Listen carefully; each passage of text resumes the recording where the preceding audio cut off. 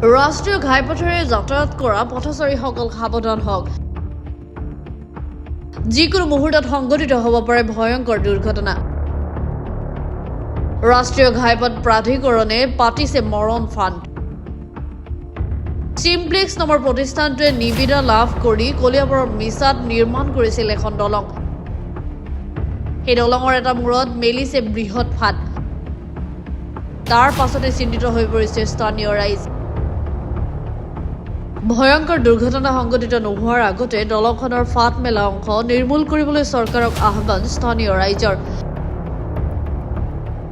অতি শীঘ্ৰে দলংখনৰ ফাট মেলা অংশ মেৰামতি নকৰিলে ভয়ংকৰ দুৰ্ঘটনা হোৱাৰ আশংকা প্ৰকাশ কৰিছে স্থানীয় ৰাইজে।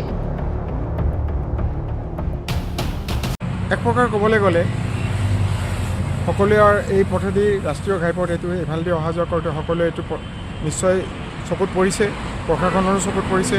আৰু এইটো হ'ল আমাৰ চিমপ্লেক্সৰ কামৰ নমুনা। এক নম্বৰ কথা হ'ল এইটো চিমপ্লেক্স এবাৰ পলায়নেই কৰিছে, তাৰপিছত এইটোৱে তেনেধৰণেই কাম কৰি গৈছে আৰু যিটো কাৰণত নেকি যিকোনো সময়ত ইয়াত দুৰ্ঘটনা হোৱাৰ সম্ভাৱনা অতি প্ৰবল হৈ পৰিছে।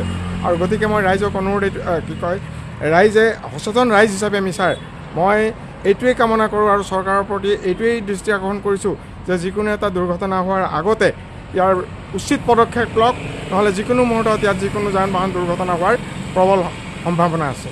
2-4জন যেতিয়া মৰিব, 2-4খন গাড়ী ধ্বংসপ্ৰাপ্ত হ'ব, নদীৰ তলত পৰিব, তেতিয়া আগবাঢ়ি আহি চৰকাৰে একো লাভ নাই। তাৰপিছত পুলিচ প্ৰশাসন আহিব, প্ৰশাসনৰ মানুহ দৌৰি আহিব, কিবা লাভ আছে জানো? তেতিয়া একো লাভ নাই।